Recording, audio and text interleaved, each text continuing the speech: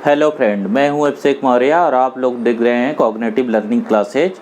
इस cognitive learning class में हम एक बायोलॉजी लेक्चर सीरीज को कर रहे हैं जो कि बहुत इंपॉर्टेंट लेक्चर है आपके नीट एग्ज़ाम में, आपके एम्स एग्ज़ाम में, आपके बोर्ड एग्ज़ाम में और डिफरेंट एग्ज़ाम में। ऑलमोस्ट हर एक एग्ज़ाम इस टॉपिक को पूछता है, तो हर किसी को इसकी अंडरस्टैंडिंग चाहिए होती है, चाहे वो किसी भी कॉम्पिटिटिव एग्ज़ाम का प्रिपरेशन कर रहा हो। अगर इस टॉपिक का नेम है फ्रेंड्स इकोलॉजी, ये 12th क्लास बायोलॉजी का टॉपिक है जिसका ये लास्ट यूनिट है। इस इकोलॉजी या इकोलॉजी में हम जो है इसके पहले चैप्टर की स्टडी कर रहे हैं, ऑर्गेनिज्म एंड पॉपुलेशंस। तो मैं उस पहले चैप्टर में आपको एक इंट्रोडक्टरी लेक्चर पहले ही प्रोवाइड कर चुका हूँ, जिसमें बेसिकली हमने डिस्कस किया था कि बायोलॉजिकल ऑर्गेनाइजेशन क्या होता है और इकोलॉजिकल ऑर्गेनाइजेशन क्या होता है। इसके बारे में मैंने कुछ चीज़ें आपको बताई थी। आज उसी के कंटिन्यूएशन में हम इस लेक्चर सीरीज को कर रहे हैं।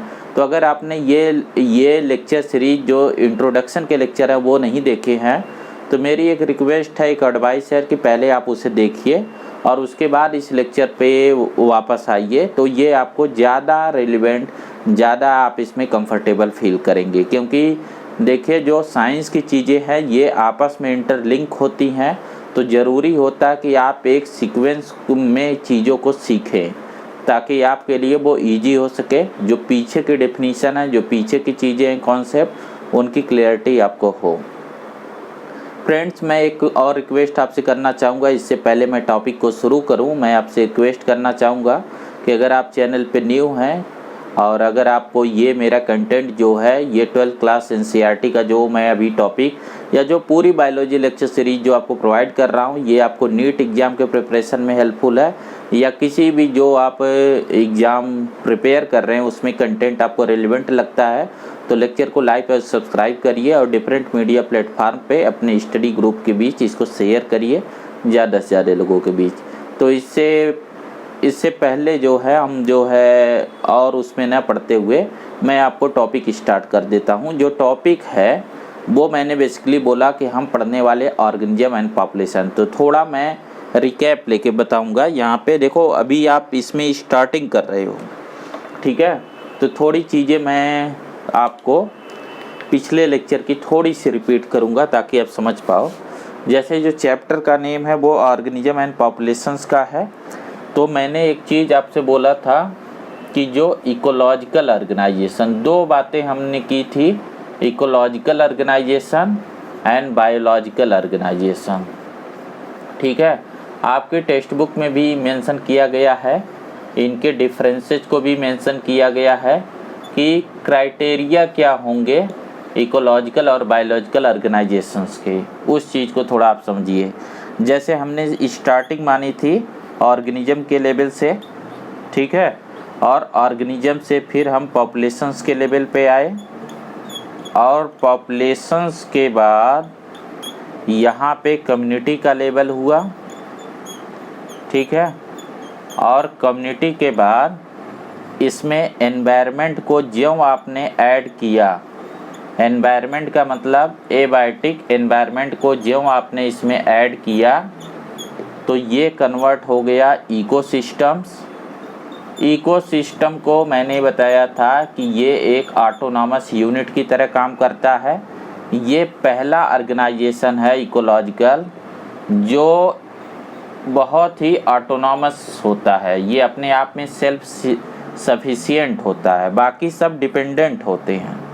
बाकी सब जो है ये हायरार्की में डिपेंडेंट है, बट इकोसिस्टम के लेवल पे पहली बार आपको एक ऑटोनॉमस सिस्टम मिलता है, एक ऑटोनॉमस सिस्टम ऑफ ऑर्गेनाइजेशन मिलता है। इसके ऊपर जो चीज़ है वो हमने बोला था बायोम्स, और बायोम्स के बाद आपको बोला था बायोस्फीयर।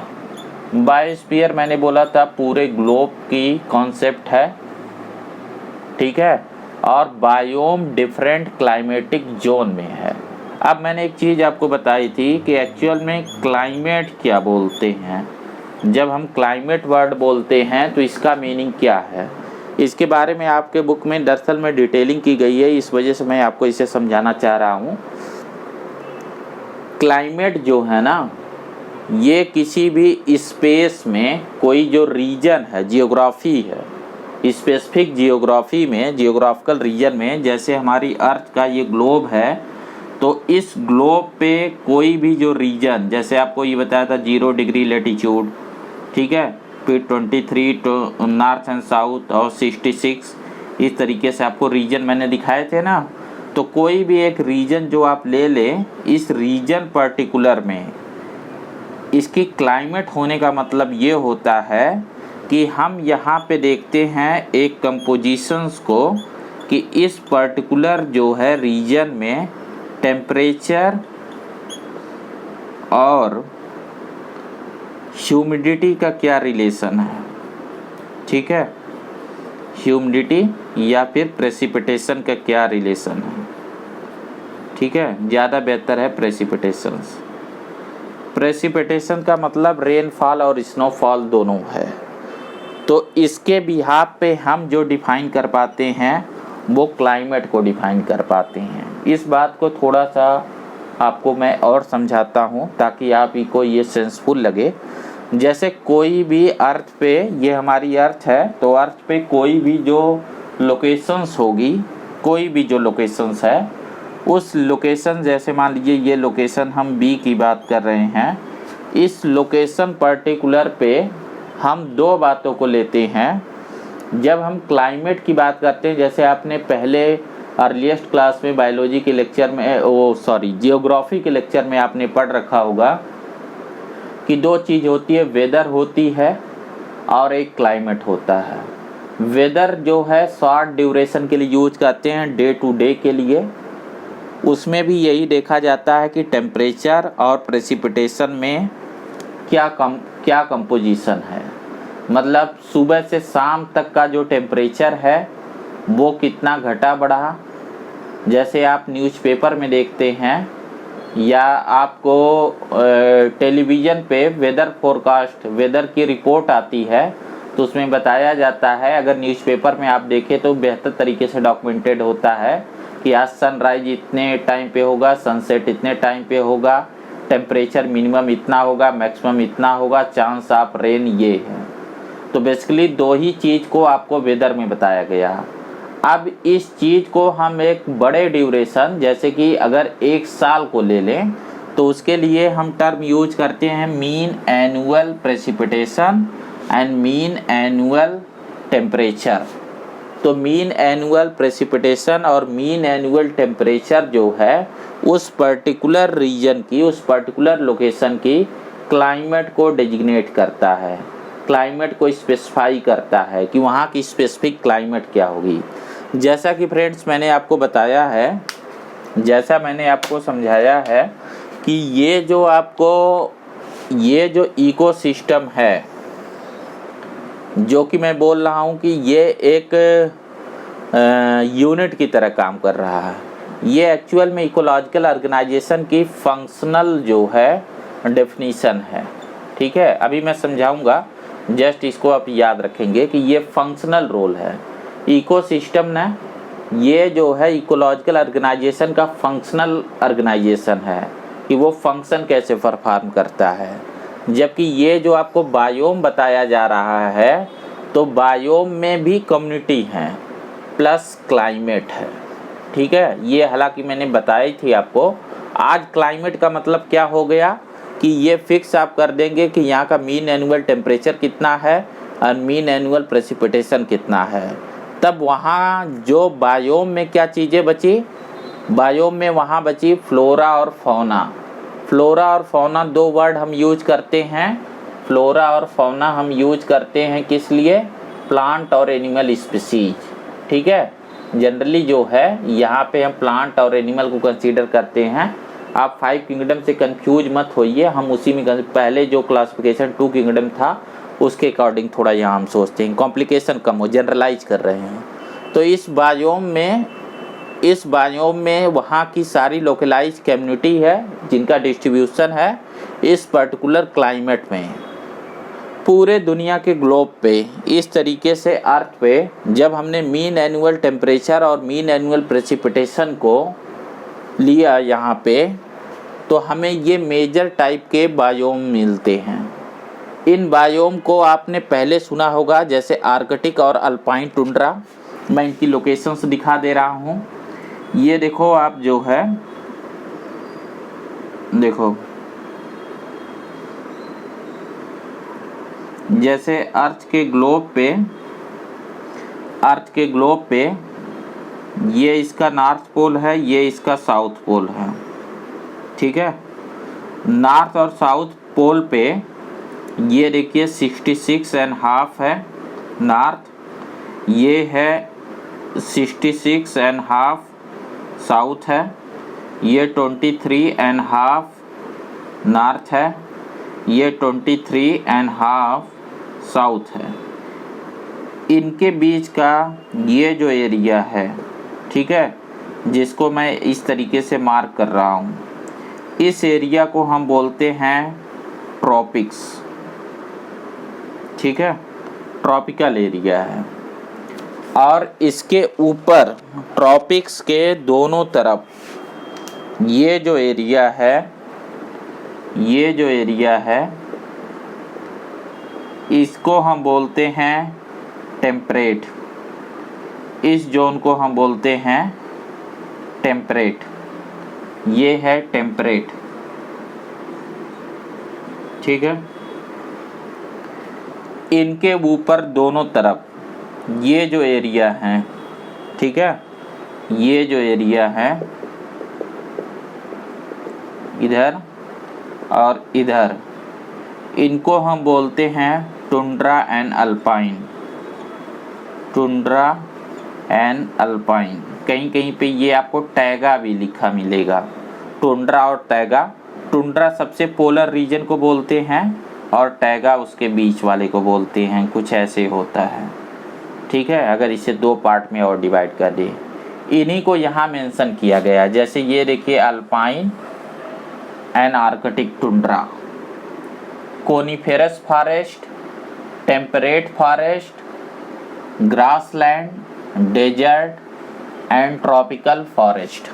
एक्चुअल में क्या है कि एक कस्टमरी ये है ना कि जब भी हम किसी बायोम को डेजिग्नेट करते हैं, जब किसी बायोम को हम प्रेजेंट करते हैं, तो हम उसके फ्लोरा से प्रेजेंट करते हैं। फ्लोरा का मतलब जो प्लांट स्पीसीज वहाँ पे डोमिनेटिंग होती हैं। डोमिनेटिंग का मतलब नेचुरली ये जो है डोमिनेंट स्पीसीज प्लांट की होगी। जैसे कोनिफेरस फॉरेस्ट का मतलब ये होता है कि जहाँ पे कोनिफर्स कौन से बोलते हैं, जो आपको क्रिसमस ट्री ऐसे देखते हो ना, क्रिसमस ट्री जैसा, इस टाइप के जो प्लांट जिन फॉरेस्ट में ज़्यादा अमाउंट में होते हैं उन्हें हम कोनिफर्स बोलते हैं। तो कोनिफर्स में एक्चुअल में क्या होते हैं, इस तरीके से कोनिफेरस फॉरेस्ट जो है, ये जो कोनिफरस फॉरेस्ट है इसमें ज़्यादातर जिम्नोस्पर्म है, ठीक है, और ये ज़्यादातर जेरोफिटिक कंडीशन में होते हैं। आपको जिम्नोस्पर्म वाले टॉपिक में प्लांट किंगडम बताया गया। आर्कटिक और अल्पाइन टुंड्रा में ज़्यादातर लाइकेन और मॉस की स्पीसीज होती है, ठीक है। डिफरेंट वैरायटी की मॉस होते हैं, लाइकेन होते हैं, ये डोमिनेटिंग है। कुछ क्रॉस भी हो सकती हैं, कुछ ग्रॉसेज हो सकती हैं। फिर डेजर्ट में पूरे जीरोफिटिक प्लांट होंगे। ग्रासलैंड में डिफरेंट वैरायटी की घासें होंगी। टेम्परेट जो फॉरेस्ट है, इसमें जो है टेम्परेट में डेसिडुअस फॉरेस्ट होते हैं। डेसिडुअस फॉरेस्ट कौन से होते हैं? डेसिडुअस प्लांट वो होते हैं जो ड्राई सीजन में अपनी लीफ को शेड कर देते हैं, गिरा देते हैं। जैसे कि नॉर्मली आप देखते हैं कि कुछ प्लांट होते हैं जो पूरे टाइम ग्रीन कैनोपी रखते हैं, जबकि कुछ प्लांट होते हैं जब वहाँ पे ड्राई सीजन आता है, जैसे इंडिया में देखो पतझड़ जिसे हम बोलते हैं ना, फॉल का सीजन, जिसमें वो प्लांट जो है जब सर्दियाँ आती है तो सर्दियों में उससे बचने के लिए वो अपनी पत्तियों को सेट कर देते हैं। तो ये इस टाइप के प्लांट यहाँ जो है बहुत डोमिनेटिंग होते हैं। इसलिए इन फॉरेस्ट को हम टेम्परेट फॉरेस्ट बोलते हैं। ट्रॉपिकल फॉरेस्ट वो होते हैं जिसमें एवरग्रीन प्लांट होते हैं। ये प्लांट जो है पूरे साल ये पत्तियों को कैरी करते हैं। इनमें कभी भी फॉल का सीजन नहीं आता है, यहाँ कोई ड्राई सीजन भी नहीं होता है। अब इन बातों को थोड़ा हम समझेंगे कि ये तो हो गई इनकी जो है मेजर टाइप का फौना जो प्लांट है वो। अब आपको इसमें समझना क्या, ये डायग्राम आपको दिया गया है पेज पे बुक में, पेज नंबर 220 पर। देखिए जैसे इस डायग्राम को कैसे आपको समझना है, इसका क्या मीनिंग है, पहले तो इस डायग्राम को एक बार आप बना लीजिएगा, ठीक है। और फिर इसको देखिए, जो अल्पाइन टुंड्रा है, अब इसमें दो डिफाइनिंग फीचर है। किसी भी बायोम को आप दो चीज़ों से डिफाइन कर रहे हैं। एक तो है कि एनुअल प्रेसिपिटेशन क्या है। एनुअल प्रेसिपिटेशन में मैंने पहले ही बता दिया कि इसमें दोनों चीज़ है, इसमें स्नोफॉल और रेनफॉल दोनों को कंसीडर कर रहे हैं। यानी लिक्विड फॉर्म में या सॉलिड फॉर्म में जो प्रेसिपिटेशन होता है, दोनों को हम मीन एनुअल प्रेसिपिटेशन में कंसीडर करते हैं। इसे सेंटीमीटर में मेंशन किया गया है। Lower limit 50 centimetre, upper limit 550 centimetre. Temperature को -30 से लेके +30 तक के स्केल पे यहाँ मेंशन किया गया है। तो आप देखिए, अगर किसी भी पर्टिकुलर बायोम को पढ़ रहे हैं, जैसे आर्कटिक और अल्पाइन टुंड्रा को आप पढ़ रहे हैं, तो आर्कटिक और अल्पाइन टुंड्रा किसको बोलते हैं, वो कौन सा जियोग्राफिकल रीजन होगा। तो आपको जस्ट इतना याद रखना है कि इस डायग्राम को ध्यान से देखिए, इसकी लिमिट देखिए कि अल्पाइन और आर्कटिक टुंड्रा वो हो सकते हैं, ये ऐसे रीजन है जहाँ पे जो बारिश, इस एक्स एक्सिस पे जो बारिश है वो 50 सेंटीमीटर से लेके अप टू 200 तक, ठीक है, 200 तक इसमें फ्लक्चुएशन रहता है कि प्रेसिपिटेशन 50 से लेके 200 सेंटीमीटर तक होता है। और फिर इसके बाद हमें देखना है टेम्परेचर।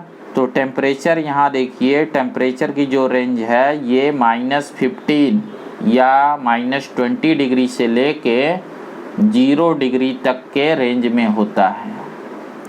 0 डिग्री के रेंज में जब भी बारिश होगी तो एक कॉमन सेंस है कि पानी सॉलिड फॉर्म में ना होके, पानी लिक्विड फॉर्म में ना होके सॉलिड फॉर्म में हो जाएगा। तो यहाँ ज़्यादा से ज़्यादा क्या होगा, स्नोफॉल होगा। तो इनकी लोकेशन कहाँ है, इन पोल्स पे जो मैंने ग्रीन रीजन दिखाए हैं। तो यहाँ लगभग इसी को हम बोलते हैं 8-9 महीने जो है, 9 महीने 10 महीने करीब, यहाँ जो है बहुत ज़्यादा सर्दी पड़ती। जैसे यहाँ देखो, हमने बेस यहाँ बना रखा है ना कि मैक्सिमम टेम्परेचर -20 तक चला जाता है, और जो सबसे प्लेजेंट जो टाइम होगा वो 0 डिग्री आसपास होगा। ये वो टेम्परेचर है जिस पे ट्री सपोर्ट नहीं कर सकती है। कोई भी प्लांट इस टेम्परेचर पे ज़िंदा नहीं रह सकता। इस वजह से यहाँ ट्री की लाइन नहीं होती है, यहाँ कोई ट्री नहीं होते हैं, प्लांट में ट्री नहीं होंगे। तो ट्री से पहले के प्लांट स्पीसीज होती हैं, जैसे लाइकन और मॉस होते हैं, और कुछ वैरायटी की ग्रॉसेज होती हैं। अब जैसे आपने एक बार इसका फ्लोरा डिसाइड किया तो फौना भी डिसाइड हो जाएगा। इनको खाने वाले कुछ हर्बीवोर्स होंगे और हर्बीवोर को खाने वाले कॉर्निवोर्स होंगे, ठीक है। तो इस टाइप का वो होगा। लेकिन एक चीज़ ये है कि इसमें भी जो ग्रोइंग सीजन है वो बहुत कम टाइम का रहता है। ज़्यादातर टाइम बर्फ़ होती है तो प्रोडक्टिविटी कम होगी, इस वजह से डाइवर्सिटी भी कम होगी। देखिए हमारे ग्लोब पे जो डाइवर्सिटी है ना, वो इस इक्वेटर से दोनों तरफ, ऊपर और नीचे की तरफ, जब आप इस इक्वेटर से पोल की तरफ जाएंगे तो डाइवर्सिटी कम होती है। मतलब जो स्पीसीज की रिचनेस है वो कम हो जाती है, ठीक है। वजह क्या है कि वहाँ का जो फ्लोरा है, जो प्लांट स्पीसीज है, उनकी प्रोडक्टिविटी इन जनरल कम होती है। तो प्लांट पे पलने वाला एनिमल जो है, क्योंकि एनिमल तो हमेशा हेट्रोट्रॉपस है ना, एनिमल जो है वो जो फीड करेगा वो जो है होलोट्रॉफस है उसे जो है प्लांट के रेडीमेड मटेरियल पे डिपेंडेंट रहना है। तो अगर प्लांट की प्रोडक्टिविटी कम होगी तो उस पर डिपेंड होने वाले एनिमल भी कम हो जाएंगे। नेक्स्ट वन देखो, ऐसे ही सबको याद रखना। जैसे डेजर्ट, अब देखो डेजर्ट क्या होता है, जिसमें देखो बारिश जो है 50 सेंटीमीटर के आसपास होती है, 50 से 100 के बीच में ही होती है। ठीक है, ये बहुत कम हो सकती है, लेस देन 50 भी हो सकती है, और अधिक से अधिक 50 से 100, 50-60 सेंटीमीटर होती है। बट टेम्परेचर का रेंज यहाँ -5 से लेके +20-25 तक होता है। ठीक है, तो डेजर्ट एक्चुअल में दो टाइप के होते हैं। जैसे ये ऊपर का जो आपको दिखाया जा रहा है ये हॉट डेजर्ट है, जैसे सहारा का डेजर्ट, और ये कोल्ड डेजर्ट है, जैसे आपने सुना है गोबी डेजर्ट। ठीक है, तो ऐसी एरिया जहाँ पे प्रेसिपिटेशन भी कम होता है, ये तो इसका कैरेक्टरिस्टिक्स फीचर है। और जो टेम्परेचर है वो इस तरीके से फ्लक्चुएट करता है। तो अलग अलग जियोग्राफिकल रीजन में, जैसे गोबी के डेजर्ट में क्या होता है कि वहाँ कम टेम्परेचर के साथ लो प्रेसिपिटेशन होती है, और हॉट डेजर्ट में कम प्रेसिपिटेशन, लो प्रेसिपिटेशन के साथ हाई टेम्परेचर होता है। ठीक है, तो ये हॉस्पिटेबल क्लाइमेट नहीं है, इसीलिए डेजर्ट में रहने वाले ऑर्गेनिज्म में बहुत सारे एडाप्टेशन होते हैं जिससे वो वहाँ सर्वाइव करें। इंडिया में भी जैसे दो डेजर्ट हैं, कोल्ड डेजर्ट जैसे लद्दाख का रीजन है, हॉट डेजर्ट जैसे थार का रीजन है। तो इंडिया में भी इस टाइप के दो बायोम हैं। अभी हम वर्ल्ड के लेवल पे बायोम को देख रहे हैं, आपके बुक में इंडिया के लेवल पे भी बायोम बताया गया है, मैं उसे भी समझाऊंगा। पहले एक कॉन्सेप्ट आप पकड़ लीजिए, फिर दूसरा आपको समझाता हूँ। नेक्स्ट वन देखिए, जो टेम्परेट है इसका क्या मतलब है। टेम्परेट का मतलब यहाँ देखिए बारिश 100 सेंटीमीटर से लेके 350 तक होती है, और जो टेम्परेचर रेंज है ये बेहतर है, ये 5 डिग्री से लेके और 20-25 डिग्री तक रहता है। तो यहाँ जो है लोएस्ट टेम्परेचर जो है वो 5 डिग्री के आसपास ही रहता है, और ये एक ठीक ठाक सिचुएशन होती है। बस इसमें ये प्रॉब्लम है कि यहाँ देखिए एक ऐसा टाइम आता है जब ये बारिश बहुत कम हो रही है, और एक टाइम होता है जब बारिश बहुत ज़्यादा होती है। तो इसका मतलब एक ड्राई सीजन होता है, एक वेट सीजन होता है, इसीलिए यहाँ डेसिडुअस फॉरेस्ट होते हैं। अब देखो इसमें ग्रासलैंड क्या है। ग्रासलैंड में देखो, ग्रासलैंड में ग्राफ इस तरीके से ऊपर की तरफ गया है, इसका मतलब है टेम्परेचर का फ्लक्चुएशन बहुत है। जस्ट लाइक हॉट डेजर्ट और कोल्ड डेजर्ट, ग्रासलैंड भी दो होते हैं, हॉट ग्रासलैंड और कोल्ड। जैसे अफ्रीका में सवाना का ग्रासलैंड वो जो है गर्म क्लाइमेट वाला है, तो ऊपर देखिए इसका टेम्परेचर मोर देन 25 डिग्री हो सकता है, और जो लेस टेम्परेचर है वो -5 तक भी आ सकता है।